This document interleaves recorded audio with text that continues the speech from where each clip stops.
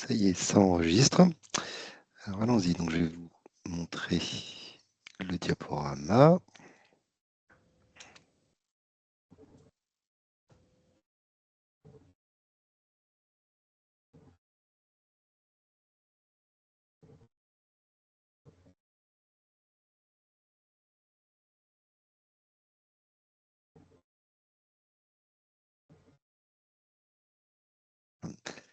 Est-ce que vous voyez le PowerPoint du parcours solaire atelier 3? Oui. Très bien. Alors, moi, par contre, je ne vous vois plus. Donc, si vous posez une question. Hop. Donc, n'hésitez pas à intervenir pendant la présentation. Si je ne vous vois pas, parce que moi, j'ai comment dire, le diaporama en plein écran, vous avez un bouton lever la main en haut dans la barre des tâches. Hop, quand vous cliquez dessus, vous voyez, il y a une petite main qui est apparue sur ma fenêtre. Et comme ça, je verrai que vous voulez intervenir et je vous donnerai la parole. D'accord.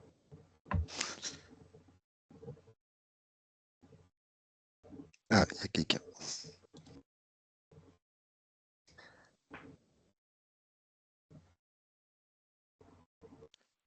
Bon, bonsoir aux nouveaux arrivants, on venait juste de démarrer.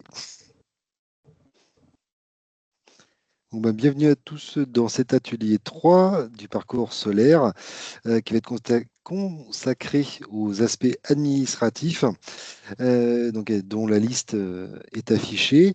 Donc, on va parler de tout ce qui est devis, du consuel, donc tout ce qui est sécurité électrique, des demandes de raccordement auprès d'Enedis, ensuite de la déclaration préalable de travaux auprès du service urbanisme et des questions d'urbanisme en général.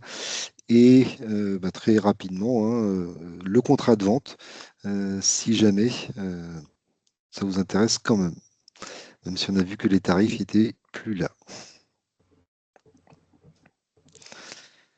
Alors, pour la partie devis, donc ce qu'il faut noter, c'est qu'il existe un document qui a été produit par l'ANIL, l'Agence nationale d'information sur le logement, qui est bien complet, qui décrit tout ce à quoi un devis vous engage, tout ce à quoi l'entreprise s'engage quand vous signez un devis, qui est un contrat entre vous et un professionnel, que je vous enverrai par mail avec la présentation.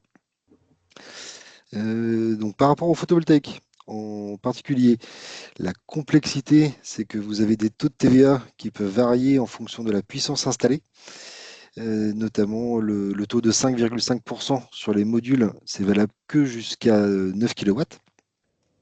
Donc pouvoir une installation avec un morceau à 5,5, le reste à 20%, notamment les batteries, d'autres devis où tout sera à 20%. Donc ça peut être un peu complexe, notamment pour les entreprises. Donc ça, c'est un des avantages de nous montrer le devis avant de le signer, c'est que nous, on va vérifier que le taux de TVA bien est appliqué par l'entreprise. Alors, c'est une offre de fourniture de biens et pas une offre de fourniture de prestations de services. Ça, c'est par rapport au délai de rétractation. Vous avez 14 jours à partir de la livraison du bien et non pas à la signature du contrat. Je termine juste sur la diapo et je vous donne la parole. Donc, les démarches administratives, tout ce qu'on va lister, c'est à la charge de l'entreprise ou pas. C'est-à-dire que c'est souvent proposé en tant que prestation supplémentaire par l'entreprise de vous faire tout le dossier, toutes les démarches administratives, mais sachez que vous avez le droit de les faire vous-même. Et une autre complexité, c'est que vous avez des garanties de délai, de durée différentes en fonction des différents éléments d'une centrale. Vous pouvez avoir des panneaux garantis 25 ans, des onduleurs garantis 10 ans et une batterie garantie 5 ans. Ce qui change par rapport à la règle générale. Oui, vous avez une question? Oui. Oui, quand vous dites que 5 jusqu'à 9 kW, 9 ça veut dire que si on. Alors, moi, c'est pas du tout mon intention, mais c'est pour bien comprendre. Si on est à 12, on va tout passer à 20 ou on sera à 5,5 jusqu'à 9 et le delta de 9 à 12 sera à 20? Tout passe à 5,5. Tout passe à 20, pardon. Tout passera à 20, d'accord. Oui. Merci.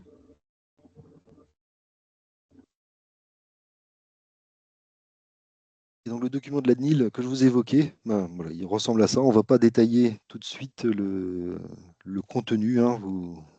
Je vous laisserai parcourir le document. Il fait que 4 pages, il est bien synthétique. Et vous trouvez les essentiels qu'il faut trouver dans un devis et donc une facture. Alors là, j'ai pas rappelé justement hein, la notion que si vous dépassez 9 kW de puissance, ben, tout le devis va passer à 20% et non pas la partie à 9 kW qui reste à 5,5 et le reste à 20%. Pardon.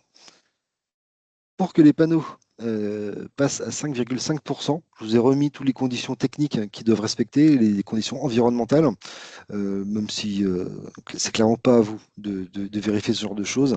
J'ai même un artisan, il est informé via ses organisations professionnelles sur la lecture de ce type de documents techniques. Mais vous voyez, le principal critère pour qu'un panneau soit éligible à TVA 5.5, c'est que pour le fabriquer et le transporter, son bilan carbone doit être inférieur à 530 kg de CO2 par kilowatt de panneau. Est-ce que je peux vous donner des équivalences en termes d'émissions de gaz à effet de serre? Par exemple, le fuel, on est à 300 grammes de CO2 par kilowattheure.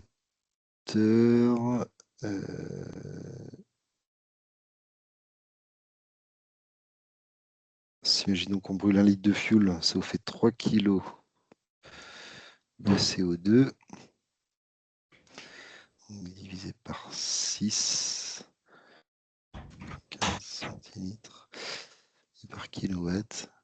Donc en fait, si vous voulez vous rendre compte un peu de ce que ça représente, 530 kg de CO2 par kilowatt crête, ça fait 15 centilitres de pétrole pour fabriquer à peu près 5 mètres carrés de panneaux.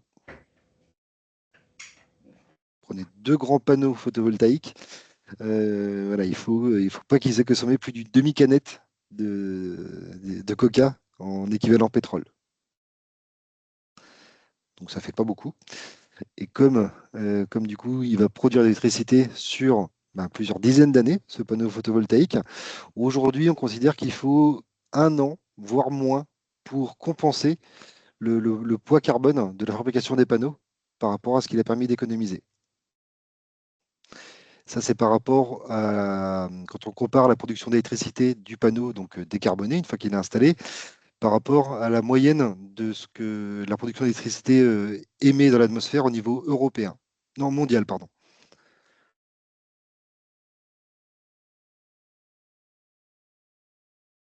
Et comme dans le monde, pour information, la majorité de l'électricité est produite à partir de charbon, forcément, la production d'électricité, en règle générale, à l'exception de la France, ça pollue pas mal.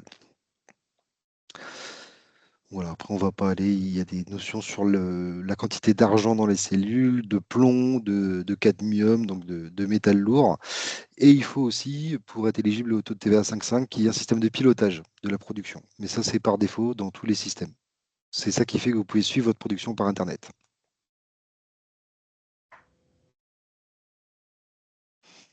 Et, bon, par exemple, ce type de panneau qu'on trouve sur Internet, il est éligible à la TVA 5.5. Et pour vous montrer à quel point ça coûte peu cher aujourd'hui, là, forcément, c'est en très grande quantité, mais ce panneau, il est à 50 euros, 53 euros. Donc pour les 63 kW, il vous en faudrait 6. Donc vous avez pour 320 euros de panneau sur une installation qui va vous coûter 8 000 euros.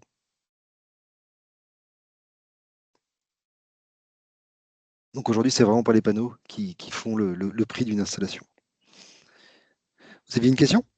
Oui, quand vous dites en très grande quantité, là, il faut en acheter 864 pour avoir ce prix-là. Oui. Oui, Il va falloir mais appeler les vous voyez, voisins, là. une Ah entreprise qui oui, en oui, installe des d'accord. centaines par mois, elle peut très bien commander 2 conteneurs d'un coup et Oui, faire c'est son ça. année avec. Et nous, on les aura pas à ce prix-là. Vous, non. Vous, non. Par contre, s'il y a une opération d'achat groupé de kits solaires qui Ouais. sont Il y en a régulièrement de temps par-ci en temps? par-là, De temps en temps, tout à fait. Nous, on a accompagné D'accord. plusieurs collectifs citoyens qui ont voulu se faire connaître avec ce biais-là. Eh ben, ils en vendaient à chaque fois plusieurs dizaines de Ben kits oui. et on retrouvait ces économies d'échelle. Ah, d'accord. Et vous savez s'il y a un endroit en particulier où ils sont enregistrés ou faut un peu suivre l'actualité des communes ou des collectifs, comme vous dites, citoyens ou... Oui, ça peut être les communes, ça peut être nous aussi, quand on accompagne D'accord. directement le collectif, ou alors les coopératives citoyennes donc qui s'appellent SolarCop Oui. et Carwatt. Ah oui, d'accord. K-Watt, K et Watt, c'est ça? Carwatt, je vais vous les écrire dans la partie conversation. Ça marche, merci. Vous avez SolarCop d'un côté et Carwatt de l'autre. Ah oui, K-Watt. K-Watt. D'accord, pardon. J'avais compris K comme K. Ah oui.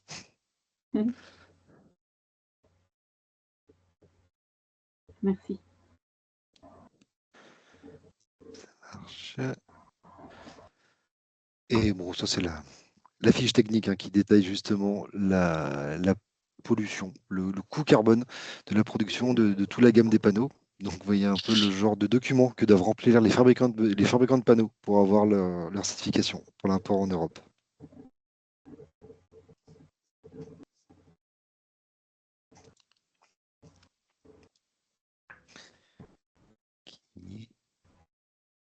Alors, par rapport à l'urbanisme, vous avez dans certains cas besoin d'une déclaration préalable pour installer des panneaux solaires, pas tout le temps.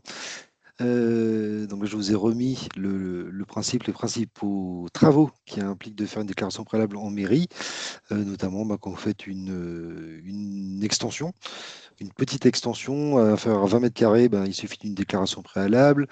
Si vous enlevez votre haie et que vous faites un mur de plus de 2 mètres, il vous faudra une déclaration préalable aussi. Une petite piscine, un changement de volet, tout ce qui va modifier l'aspect extérieur de votre maison. Si vous remplacez vos volets en bois par un volet roulant, il vous faut une déclaration préalable. Pareil pour le remplacement des fenêtres. Euh, et même si c'est à l'identique, c'est là la subtilité. Vous avez une porte de garage blanche que vous voulez repeindre en blanc. La théorie voudrait que vous fassiez une déclaration préalable. Bon, là-dessus, une porte blanche repeinte en blanc, généralement, on ne vous embête pas. Et donc, ce qu'il faut retenir par rapport aux panneaux solaires, c'est la hauteur et la puissance. Si vous avez moins de 3 kW crête de panneau et que la hauteur maximum du champ de panneau ne dépasse pas 1,80 m, donc typiquement des panneaux au sol dans votre jardin, vous n'avez pas besoin de faire une déclaration préalable à la mairie. Même si c'est en pignon, du moment que le haut du panneau ne dépasse pas 1,80 m, pas besoin de déclaration préalable. Et donc pas non plus si on est à 2 fois 3, mais pas dans les mêmes endroits du jardin, ou si c'est sur le terrain au total. Si on en a une fois 3 et une fois, pardon, une fois 3 dans le jardin et une fois 2, je sais pas si ça existe, sur le toit Du du coup, vous ne les garage. ferez pas en même temps. Oui, par exemple. En fait, ouais, même si vous faites en même temps, là, il n'y a pas besoin. Enfin, il y aura besoin en fait d'une déclaration préalable pour les panneaux sur le toit. Ouais, si c'est en plus d'1,80 m. C'est ça. Mais si vous voulez rajouter à côté 3 kW au sol, cette installation-là, il n'y a pas besoin de la déclarer. D'accord. Et si on fait 2 fois 3 kilowatts au sol, là, il faut déclarer. Si on Si fait vous le tout en faites en même même temps. temps, il faut le déclarer. Voilà, c'est ça. Si la première Et si on fait installation est 2 mise en fois. service avant que vous commenciez à installer l'autre, il n'y a pas besoin. Ouais, d'accord. C'est subtil, hein. Oui. Merci. Et en plus, en fonction des communes, ça va être plus ou moins souple. Euh, Parce que donc sur le principe, en théorie, vous avez une réponse sous un mois, donc dans la plupart des communes. Si on ne vous répond pas sous un mois, c'est que c'est accepté. Mhm. Par contre, c'est en zone architecte des bâtiments de France, donc dans un périmètre, donc généralement de 500 mètres autour d'un monument historique, la déclaration préalable sera transmise par la mairie au service ABF, et là, du coup, le délai va monter à 2 mois, avec toujours le même principe de tacite acceptation. Et sur certaines communes, il n'y a plus les zones ABF, donc sur les Côtes d'Armor, ça va être Quintin et Saint-Brieuc. Là, on est sur un SPR, un site patrimonial remarquable. Donc là, la présence ou pas d'un monument historique aux alentours n'a plus d'impact. Mais c'est votre logement qui va être étudié, classé sur une échelle de 1 à 5, je crois, de mémoire, entre les bâtiments de faible intérêt architectural, pardon, et les monuments historiques au plus haut. Et en fonction justement du classement de votre maison, bah, les règles seront différentes. Sur un bâtiment donc, de faible intérêt, comme on dit, où il n'y a pas d'entourage en pierre autour des fenêtres, enfin, une maison moderne, une maison, un cube moderne avec des murs blancs et des appuis de fenêtre gris, voilà, vous ferez ce que vous voulez, peu importe. Sur un bâtiment d'intérêt, imaginez un bâtiment début 20e, typique de la côte de la Manche, voilà, vous pourriez avoir obligation d'installer des panneaux avec un cadre noir et de les encastrer dans la toiture. Ça peut être Mais une des encore une règles fois, locales. si on est à plus de 3 kilos, parce que si on respecte les 3 kilos et les moins d'1,80 m, là, Ah bah là, de toute façon, vous n'aurez pas déposé de oui, déclaration, voilà, c'est donc ça. oui, de Oui, toute d'accord. façon, il n'y C'est aura pas pas très de. sympa, mais c'est presque ce qu'il faut faire, en fait. 2 fois 3, comme ça, on ne pose pas de déclaration. Oui, oui. euh, Enfin, Si, en fait, si vous savez, si vous avez entendu dire que des gens ont essayé oui, c'est ça. d'installer et qu'ils ont Et été que ça pose des retoqués, problèmes. Oui, c'est une possibilité. Sachant que s'il y a un premier refus, c'est pas un refus qui vous empêche de modifier votre demande et de la redéposer. oui, Le d'accord. refus est motivé. Oui, Donc, si c'était par exemple parce que vous avez fait une projection avec des panneaux à cadre métallique aluminium, qu'on vous dit bah, il vous faut du cadre noir, bah, quand vous redéposez la déclaration avec un cadre noir, ça mais ça passe. passera. Oui, Mm. oui, oui. Et vous pouvez contacter hein, les services urbanisme avant de Mm. déposer hein, pour qu'ils vous Il ne disent faut hein, pas déposer trop de choses. les grandes lignes et que bah, Mm. vous augmentiez les chances que ça passe du premier coup. Si Mm. vous êtes sur la ville de Saint-Brieuc, pour information, il y a des permanences tous les mois. Vous pouvez contacter le service instruction droit des sols, venir avec les documents que vous avez avant le dépôt et avoir un rendez-vous avec un agent d'urbanisme, un architecte du CAUE, Conseil en architecture, urbanisme et environnement, et ils vont éplucher le dossier avec vous pour vous dire si tout est bon ou s'il faut changer des choses. Et ça, c'est gratuit.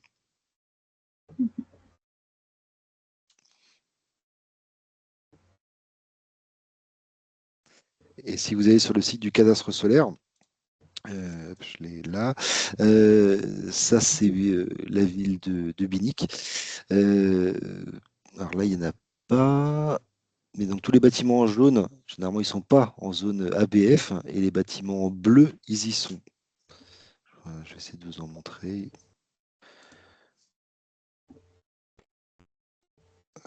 Cadastre solaire Saint-Brieuc.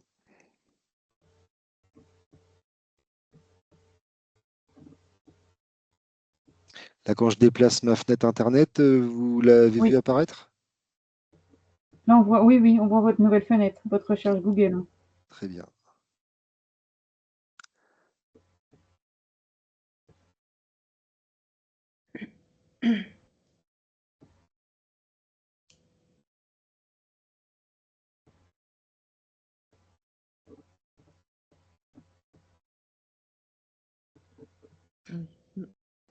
Ah,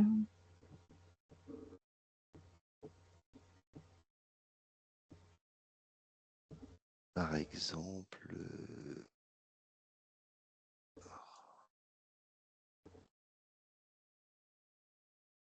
non,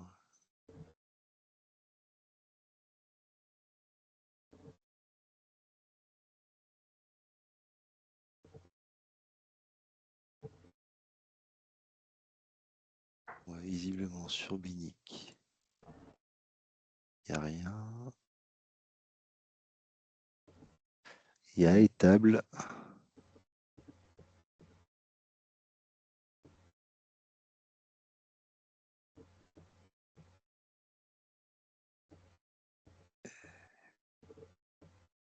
Vous voyez ces bâtiments-là en bleu, ça va être plus compliqué. Ça a l'air d'être des bâtiments industriels, donc ça va pas être les bâtiments en soi qui sont classés, mais il doit y avoir une église ou autre en covisibilité.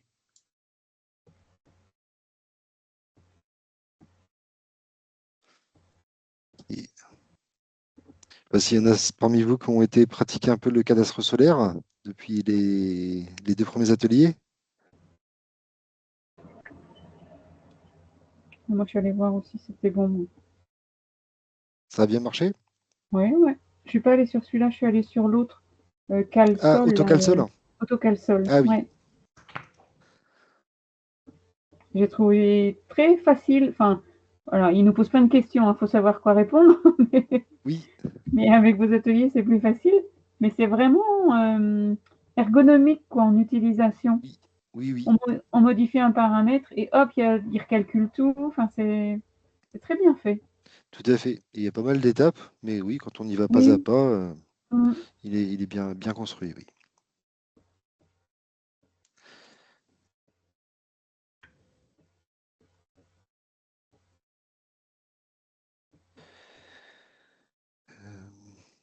Donc, je vais vous donner un exemple de, pardon, de PLU. Donc les PLU, c'est les plans locaux d'urbanisme qui définissent des règles locales, du coup, sur les conditions de construction, d'extension ou de panneaux solaires. Là, par exemple, donc ça c'est comment dire, dans le centre-ville de Saint-Brieuc. Si possible, le service d'urbanisme va vous orienter, va vous inciter à poser les panneaux solaires plutôt sur un appentis, sur votre garage, plutôt que sur la toiture principale. Mais ce n'est pas une obligation. Il vous rappelle que si vous installez les panneaux sur la toiture, il faudra que les panneaux suivent le plan de la toiture. On n'a pas le droit de mettre de châssis sur une toiture.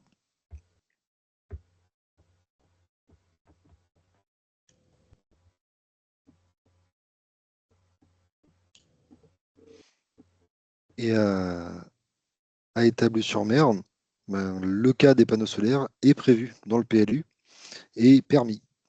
Les panneaux solaires, antennes, chauffe-eau solaire, bon, devront être s'intégrer dans le paysage, mais c'est permis.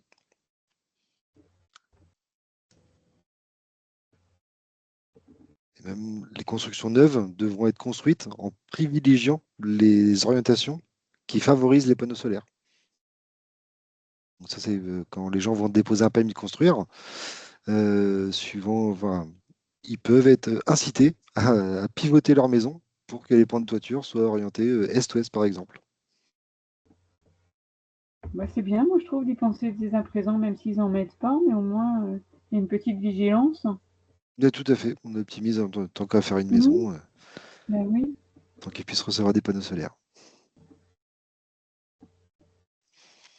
Donc ça, ces PLU, ils sont disponibles sur Internet. Mm.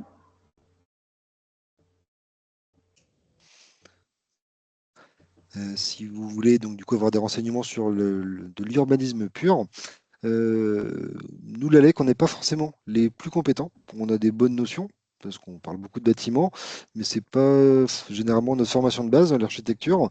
Donc, je vous conseille plutôt de consulter, de passer par l'espace Info Habitat, qui vont vous, ou alors contacter directement ce que j'ai cité, le CAUE. Je vous l'aurai écrit dans la zone de conversation.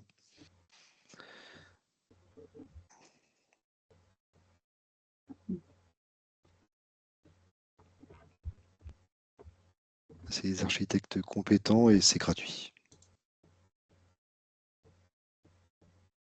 Il y a des communes aujourd'hui qui interdisent, enfin des PLU qui interdisent les panneaux. Des communes entières, à ma connaissance, non. Non. Ça serait un peu contradictoire avec Oui, le- la politique plus générale dans laquelle on dit C'est ça. Ouais. Ce serait difficile à justifier. Ben oui. Faut voir vraiment un cas particulier. C'est pas impossible, hein. Un PLU, les mairies ou les agglos ont la main dessus, hein. Mm. En tout cas, donc il n'y a pas le cas ni sur Lamballe-Terre-et-Mer, ni sur Saint-Brieuc-Armor-Agglomération, ni sur les Armor Communauté, notre territoire d'intervention.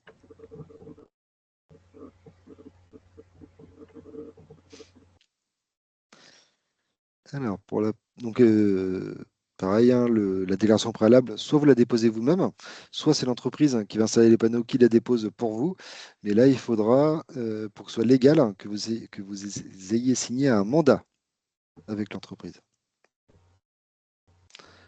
Sinon, la mairie peut refuser d'étudier même la déclaration préalable.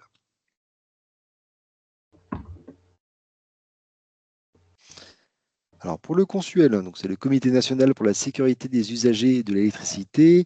C'est une association d'utilité publique qui a son utilité, hein, parce que 25% des accidents électriques sont causés par un défaut d'installation. Donc ce qu'on appelle par extension le Consuel, c'est une attestation de conformité des installations électriques, outre le fait d'être une association. Donc dès que vous avez une nouvelle installation, donc une maison neuve, c'est obligatoire pour pouvoir mettre en service le courant. Pour une installation photovoltaïque, si vous voulez qu'elle démarre en temps et en heure, il faut avoir déposé la demande de Consuel 3 semaines avant le raccordement. Et si c'est vous qui avez réalisé des travaux lourds, donc imaginons 3 kW sur le toit avec une modification du tableau électrique, le contrôle sera systématique. Si c'est un professionnel qui le fait, le Consuel va faire un échantillonnage de ces installations.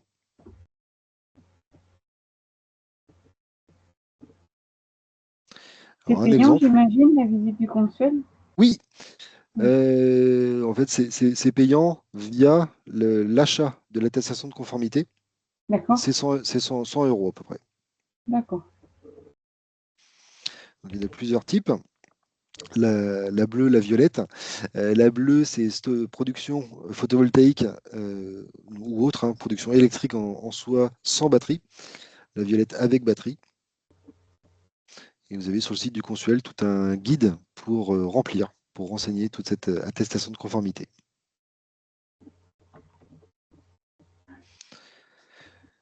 Ça se complique déjà un petit peu en fonction du type d'installation que vous avez prévu, avec ou sans batterie. Comme je disais, la bleue, c'est tous les sans batterie, la violette avec batterie. Avec micro-onduleur, ce sera celle de gauche. Avec un onduleur de chaîne, ce sera celle du milieu.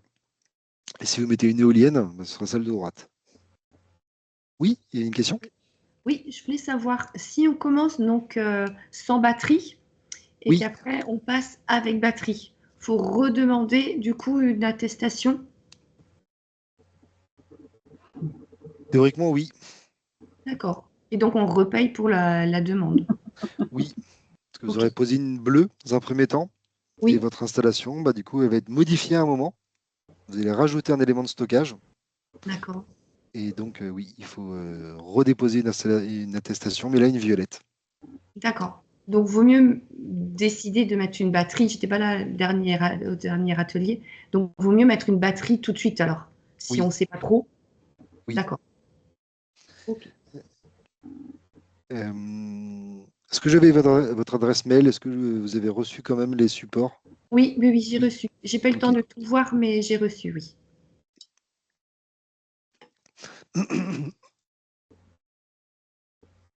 Parce que du coup, c'est un peu le principe, notamment dans l'atelier 2, c'est qu'en fonction de ce que vous voulez faire, de l'autoconsommation avec vente du surplus ou de l'autoconsommation avec une batterie, ben l'atelier 2, c'est un peu cette réflexion-là. C'est de Bah oui. décider dès le départ, est-ce que vous essayez de maximiser l'autoconsommation en vous aidant d'une batterie ou d'un routeur solaire qui amène le courant dans votre ballon d'eau chaude électrique, ou bien si vous signez un contrat de vente sur 20 ans avec EDF obligation d'achat.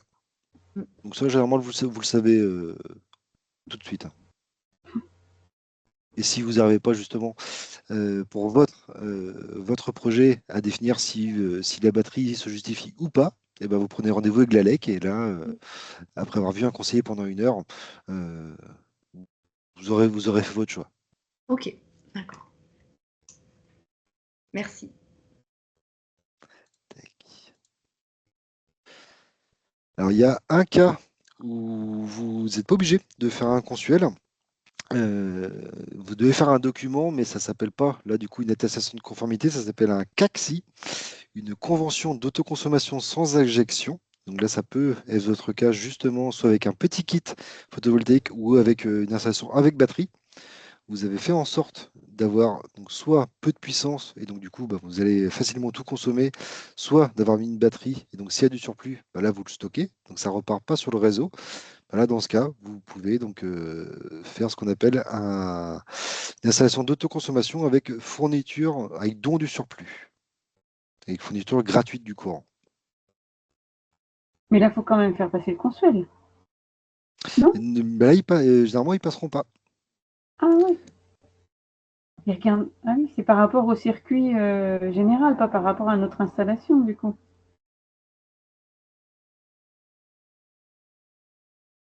C'est par rapport. Oui, Enfin, oui, en oui. fait, ils regardent pas vraiment ce qu'on fait chez nous, ils regardent l'installation, notre accord entre notre installation perso, enfin, par d'un Mm. particulier, et la circulation générale de l'électricité. Oui, sur le réseau public. Oui, sur le réseau Euh, public. Mais alors, là, si on fait un don, c'est que ça part ailleurs. oui. Donc, c'est quand même Bah, sur le réseau public, réinjecté. justement. C'est que c'est réinjecté quelque part. Ah oui, c'est réinjecté sur le réseau. D'accord. Mais là, du coup, il n'y a pas besoin d'être contrôlé. C'est C'est bizarre. ça. Généralement, il n'y a pas de contrôle. D'accord. Généralement. Après, voilà, c'est pas gravé. Ça ne veut pas dire que vous n'aurez jamais de contrôle. D'accord. Bah, c'est presque plus rassurant d'avoir un contrôle. Oui, Non. oui, ça s'entend.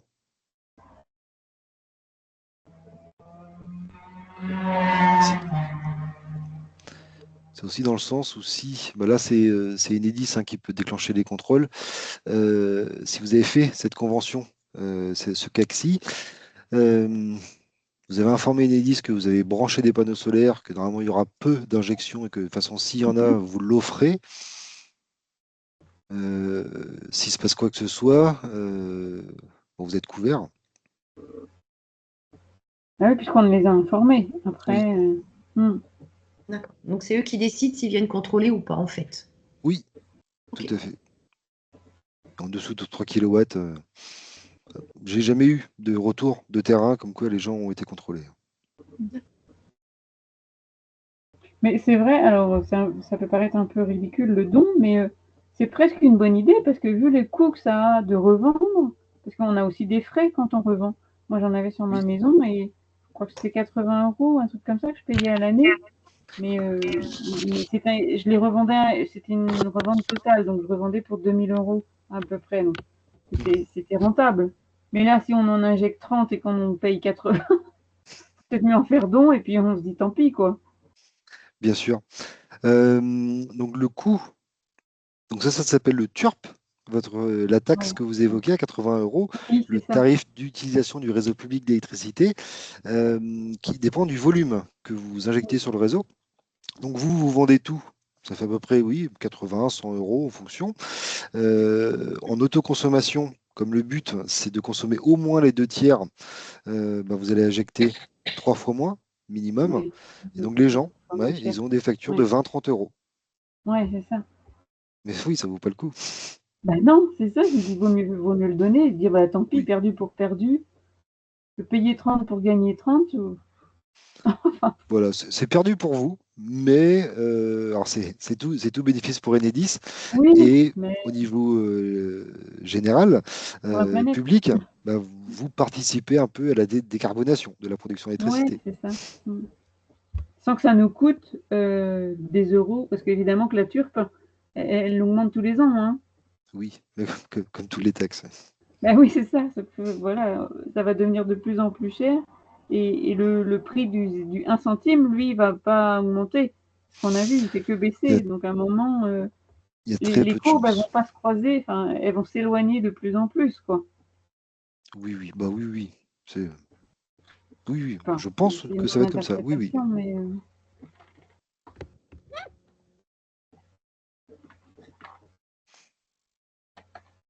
Alors, pour information, la NFC 1500, donc c'est les normes d'installation électrique basse tension, donc les câblages que vous avez à l'intérieur de votre maison. Elle a été modifiée en septembre 2025 et aujourd'hui, la C1500 interdit le branchement d'un kit sur une prise de courant classique. Vous ne pouvez pas avoir une fiche comme à la sortie de votre machine à laver et la brancher sur le mur. Il va falloir, ou alors, c'est que cette prise a un disjoncteur dédié. comme pour C'est un peut-être- four. Les fours, c'est ce qu'il faut. Il faut un disjoncteur dédié. Exactement. Très bon exemple. D'accord. Donc ça veut dire qu'il nous faut notre disjoncteur four, notre disjoncteur production et puis tout le reste, quoi. Oui. Mm.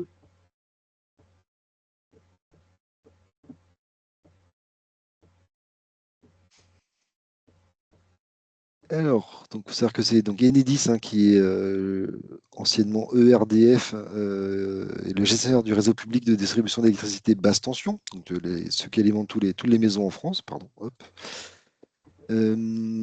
Si vous voulez donc avoir un raccordement avec la vente du courant, bah là il faut que ce soit un professionnel RGE qui fasse les démarches. Si vous faites un don du surplus, ben, c'est ce qu'on a eu avant, le CACSI. La demande de raccordement se fait en ligne. La mise en service de l'installation, ben, c'est forcément après les travaux. Et trois cas de raccordement, c'est vente totale, vente du surplus ou autoconsommation totale. Dans l'autoconsommation totale, j'intègre la fourniture du surplus à titre gracieux.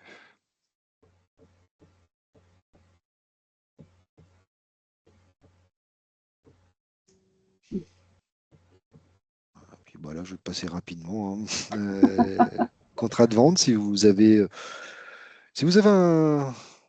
un champ ou un grand hangar et que vous voulez vous lancer vraiment dans l'industrie de la production d'électricité, devenir un concurrent d'EDF, c'est pas interdit. Et là, dans ces cas-là, bah, vous avez cette adresse-là le guide hein, pour demander un contrat d'achat. Pour les grandes puissances, ça fonctionne encore. Pour les centrales au sol, par exemple. Et le prix l'a diminué aussi? Ou Ah non? oui, Ah oui, aussi. oui, oui. Il y a Donc c'est même l'état plus. bientôt, il n'y en aura plus. En fait, il n'y a même plus. Il n'y a plus de tarifs garantis. Ah oui, c'est ça. Ah Le oui, donc le tableau. tarif, il est révisé tous les ans. Date anniversaire, j'imagine. Tous les 3 mois. Le tarif Oh, est revu pardon. tous les 3 mois. Et donc là, vous voyez sur le tableau, au-delà de 100 kW crête, Ah oui, il faut passer par ce qu'on appelle un appel d'offres simplifié. ouais, Donc, c'est-à-dire qu'il va falloir consulter des revendeurs d'énergie. Donc, ça peut être EDF, hein, EDF, Engie, ça. Total, Enercop. Et, euh, et au mieux disant, en fait, ben, ce mieux disant va s'engager à vous acheter votre électricité. Et il va falloir négocier le prix, en fait. Ouais, c'est ça. On va devenir marchand de tapis. Oui. Et puis c'est compliqué hein, à calculer les tarifs de vente. Ah oui. On va pas détailler ça aujourd'hui. Moi, j'avais pas tout ça en tête, mais j'avoue qu'avec vos trois présentations, là, c'est ce que j'en comprends, hein, c'est que ça sert à rien de vendre, hein. Je suis d'accord. Je suis d'accord parce que vous, en fait, en tant que particulier, vu, on va dire, les surfaces que vous avez à disposition, éventuellement le budget aussi, ben, Mm. ça va être très compliqué d'arriver à faire un projet assez puissant pour avoir assez Ben d'économies oui, d'échelle pour que ça coûte pas trop cher. c'est ça. Euh, donc là, oui, Et vendre, puis je vois pas comment. aujourd'hui, on veut produire surtout pour alléger notre facture, pour avoir Oui, moins de charges oui, mensuelles. Alors évidemment, peut-être des rentes, mais c'est surtout pour moins payer et pour pas oui, subir cette inflation du prix du kilowatt qui fait que monter. Donc, si déjà on se dit on a suffisamment pour de notre consommation et qu'on divise notre facture par 2, ben, c'est déjà super chouette, moi je trouve, hein. Oui, il faut le prendre comme ça, tout à fait. Enfin, Aujourd'hui, c'est baisser votre facture, tout à fait. ouais, enfin, je pense, hein. Moi, bon, le message que j'ai essayé de faire passer pendant tous ces ateliers, c'est comment dire, d'autoconsommer au maximum et dans la mesure du possible, essayer de faire ça sans batterie. Ouais, avec les routeurs, là. Mm. Voilà, avec un routeur vers le ballon d'eau chaude, hein, pour Ouais. optimiser l'autoconsommation, ou en installant vraiment pas beaucoup de panneaux, un ou deux panneaux de 500 watts, euh, pour avoir voilà, au maximum 1 kilowatt crête, et que là, rien qu'avec votre talon, tout ce qui est les appareils en veille, Mm. tout ce qui est la ventilation, les radios réveil, tout ce qui consomme en continu, va d'arriver à consommer automatiquement. Ouais, c'est ça. Mm. Après, là, il y a toujours pour moi un petit problème de développement durable avec la technologie des batteries aujourd'hui. Mm.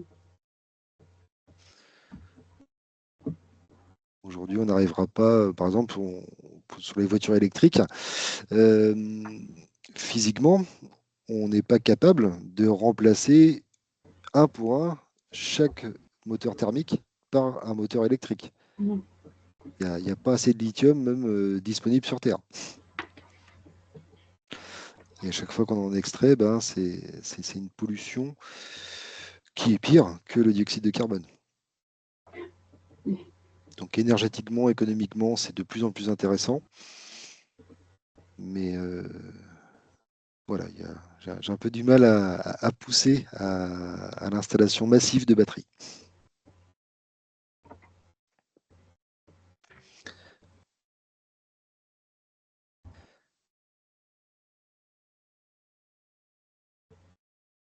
Vente totale, on va passer rapidement, hein. Vous pouvez vendre toute l'électricité. Le tarif de vente est établi en euros du kilowattheure. Le tarif est garanti pendant 20 ans au moment où vous signez la demande de raccordement, mais tous les trimestres, la CRE, la Commission de régulation de l'énergie, va faire évoluer le tarif. Et c'est possible qu'au-dessus de 9 kilowatts crête. En vendu surplus, ah bah tiens, Juste, pardon, du coup, oui. c'est garanti 20 ans, mais ils réajustent les prix. Donc, en fait, ils nous assurent juste de racheter, mais ils ne nous assurent pas le prix de rachat. Si, une fois que vous avez signé. Mais quelqu'un qui D'accord, parce que signe vous dites 3 mois quand même que ça après, évolue il tous aura les peut-être un 3 ans. tarif différent. Ah oui, c'est dans ce sens-là. Oui, d'accord, ok. Mais nous, notre tarif, une fois que c'est signé, c'est le tarif à vie, enfin, Oui, pendant 20 ans. pendant 20 ans. Oui, oui. Ouais, d'accord, ok.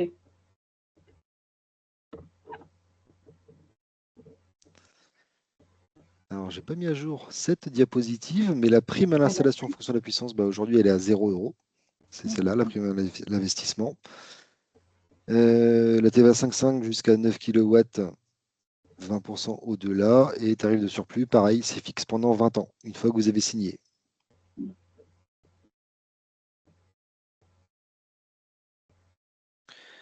Voilà, c'est un petit rappel, hein, la démarche projet que je vous ai déjà montré. Donc, je vous invite vraiment à consulter l'ALEC, hein, quel que soit votre niveau d'avancement du projet, pour vous aider notamment à trouver un bon installateur.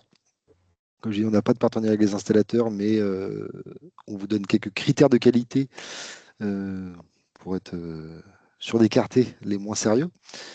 Là, dès aujourd'hui, et pour tous les travaux de rénovation énergétique que vous avez en tête, hein, vous pouvez voir tous les professionnels labellisés RGE proches de chez vous en utilisant le site France Rénov, france-rénov.gouv.fr, et des moteurs de recherche dessus. Vous mettez votre adresse et le type de travaux que vous envisagez. Vous mettez un périmètre de recherche entre 5 et 20 km et ça vous sort tous les professionnels avec leurs coordonnées, une copie de leur certificat RGE, comme ça vous voyez qui est les dirigeants, combien ils sont, depuis quand ils existent et tous les travaux pour lesquels ils ont un label RGE. Et donc quand vous venez nous voir en conseil, ben, on vérifiera si vous avez un devis, on vérifiera que le prix est cohérent avec ce qui se fait en ce moment. Pareil que le matériel est connu, il y a les bons certificats de qualité, les bonnes performances. On regardera si sur le devis c'est bien écrit que l'installateur s'occupera de toutes les démarches administratives ou pas, si vous voulez tout faire vous-même. Et surtout, ne rien signer sur un salon en premier, ne pas répondre à un démarchage. Entreprises sérieuses n'ont pas besoin de démarcher. Et je vous déconseille de vous inscrire sur Internet les pages où vous vous inscrivez pour des demandes d'information. Ça aboutit toujours en des commerciaux qui viennent chez vous. Et une fois qu'ils sont rentrés, c'est difficile de les faire partir. Donc les informations se trouvent sur Internet sans que vous ayez besoin de vous inscrire.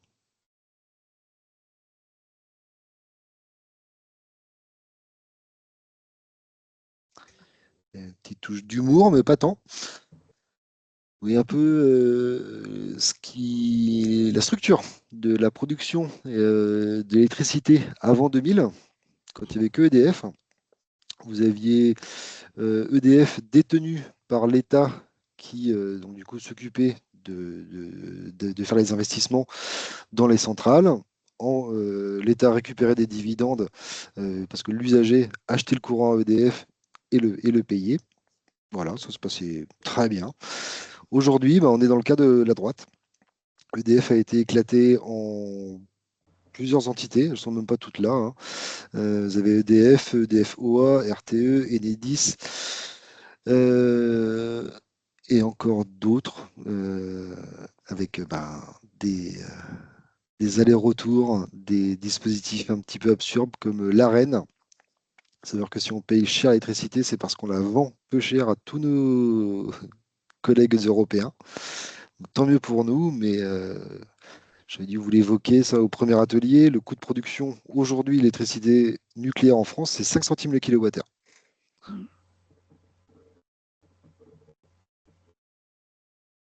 Et vous l'achetez 21.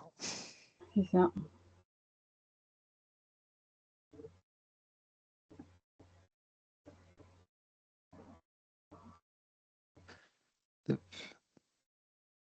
Voilà ce que j'avais à vous dire sur les aspects administratifs. Est-ce que vous avez des questions là-dessus ou sur d'autres points qu'on avait vus aux autres ateliers?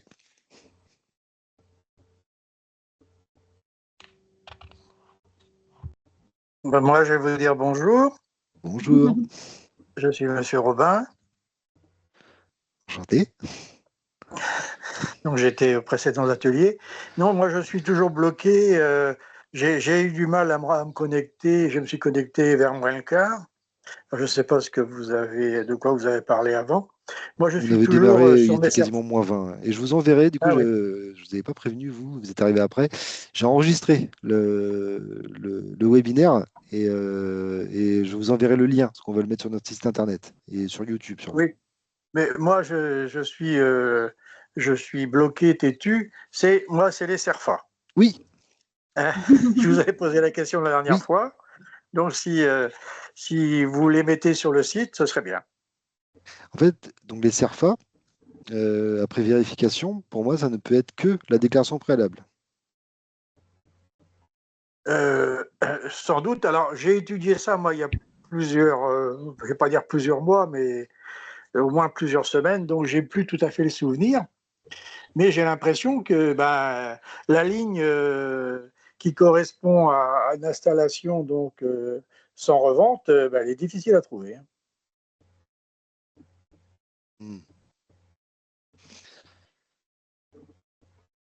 Mais c'est pas grave, je vais si vous voulez donner, si je vais reprendre les déclarations, il y a une déclaration avec Enedis aussi. Avec Enedis, vous voulez faire de la vente du surplus ou Non, c'est... non, mais bien sûr, on est sur à cheval sur je raccorde moi-même, je raccorde pas moi-même, vous voyez. Donc, quelquefois, même si on est en dessous Oui, les 3 kilowatts, et puis qu'on raccorde soi-même, ou on leur envoie, et puis comme ça, on est sûr du coup, quoi. C'est ça. Donc, cette diapositive-là qui va vous concerner. Vous êtes en dessous de 3 kW. C'est Oui, vous bah qui moi l'avez j'y suis à installé. 3 kW pile. Hein. Je suis Oui, à oui. 3 kW pile. Non, même pas. C'est qu'il y a 4 panneaux de 500. Non, donc je suis à 2000. Non, je suis à 2. Vous êtes large.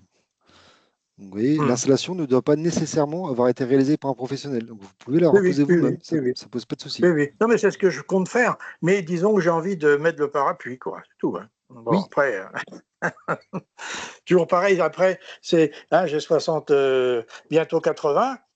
Bon, c'est des maisons qui vont être revendues. Hein. Alors, les installations, vous savez, quelquefois, dans les acheteurs, après, ils demandent des conformités, ils demandent des choses qu'on n'est pas forcément apte à leur fournir, quoi. Ah bah là, vous aurez. Alors, vous installez sur votre toiture? Oui, sur une Oui. Donc, ouais, toiture. c'est pour ça que vous avez Pas la besoin d'un toiture surfa. principale, mais une Très toiture bien. secondaire, oui. Bah là, il vous faudra, si vous voulez faire un dossier de conformité, il faudra les factures du matériel, Oui, oui, oui, bien sûr, oui. l'ACAXI, la convention d'autoconsommation sans injection, et Mhm. du coup l'avis positif de la mairie sur ce CERFA. Et en fait, il n'y a pas de case à cocher pour injection ou pas injection, mais c'est Ah ici non, dans le non, bien sûr. 4.1, c'est là où vous allez écrire en fait. Ah, il faut l'écrire, Installation d'accord. de Le 2 4-1, kW là, de d'accord. Je me panneaux. rappellerai. Je ferai un 4-1, d'accord. Oui, Ça fera un poème. c'est ça. Là, voilà, vous l'écrivez, qu'il n'y aura pas d'injection. Et derrière, D'accord. il faudra renseigner dans le 4.2.1, ici, 2 kW, destination principale de D'accord. l'énergie produite, autoconsommation totale. D'accord. C'est pour les impôts, ça? Non, c'est. Alors, des fois, c'est pour les impôts. Par exemple, quand vous faites Non, une c'est pour piscine, c'est pour les, d'accord, les documents à, ok, oui, pour la déclaration. si vous faites une véranda ou une piscine, il va falloir une déclaration préalable et ça va faire monter votre taxe foncière, Mais pas les panneaux. pas les panneaux. Non. Hmm. Pas encore, pas pour le moment. Il faut jamais Eh, dire jamais. Ils vont avoir Oui, oui. Ouais. Je peux reparler aussi d'autre chose. Et on a une déclaration obligatoire au niveau de l'assurance de l'habitation aussi. Oui, Oui, ouais, ça, Donc c'est toutes ces choses-là, moi, qui m'intéressent, si vous voulez, quoi, pour être carré, quoi, dans l'histoire, quoi, hein, pour pas laisser Après, des galères. pour la déclaration de vos panneaux à votre assurance, de toute façon, c'est bien et normal de le faire, mais pour autant, ils ne vont pas forcément vous facturer plus. Hein. ah, Ah tout à non, fait. non, c'est pas le problème. Hein. Le problème, moi, c'est la conformité qui m'intéresse, si Oui, vous c'est voulez, ça. quoi. Parce que si le panneau prend feu, ce qui n'arrive jamais, Exactement. hein, bon, bah, Ça arrive Voilà, rarement, tout hein. après, à fait. on va vous chercher des poux dans la tête Mais bien sûr. hein, pour vous rembourser, bien sûr. Quoi. Là, il y Donc a là, ils besoin sont de déclarés rembourser. et voilà. Oui, oui, vous vous protégez. Non, mais Ben, c'est pas moi. Moi, ça y est, les années qui me restent sont relativement courtes, donc c'est pas le problème. Mais il ben y oui, aura des successeurs. mais on n'a pas Il y de aura des prévision successeurs. d'incendie. Hein. D'incendie, Ah vous non, parlez non, non, mais d'incendie. ça arrive toujours quand on s'y attend pas. Hein. Oui, Donc voilà malheureusement. mes petits soucis, moi. Ben, je vous remercie de vos réponses. Hein. Avec plaisir. Oui, parce que les assurances, c'est vrai qu'au début, elles étaient réticentes. Fin des années 2000, début 2010, quand ça s'est installé en masse avec les tarifs de vente intéressants, toutes les assurances n'assuraient pas. Donc, il y a des gens Ah qui ont oui. été obligés de changer d'assurance. AXA a gagné beaucoup de clients parce que c'était les premiers justement à dire OK. Mais aujourd'hui, toutes Ah, ils ont elles ont toutes compris que compris c'était que nécessaire. c'était un Bah oui. matériel connu, Bien c'était pas une fiable, ça se nouveauté, vendait. un Bon, gadget où on ne savait pas trop ce que ça allait ils ont faire. fait leurs statistiques hein, et ils ont vu la proportion, et puis voilà, quoi. Hein, le risque Exactement, qu'ils prenaient, hein, c'est comme les autres. Hein. c'est ça, ils ont vu que c'était pas plus dangereux que ça. Voilà, voilà. Mm. Ils savent faire ça. Hein. Et bien sûr, hein.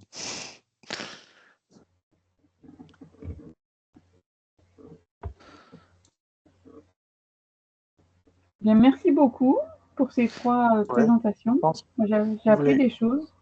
Ça oui. m'a clarifié les sujets. Super. Merci à vous d'être venu, hein, malgré le beau temps dehors. Il fait trop Bon, chaud. bah, J'aime bien à l'intérieur.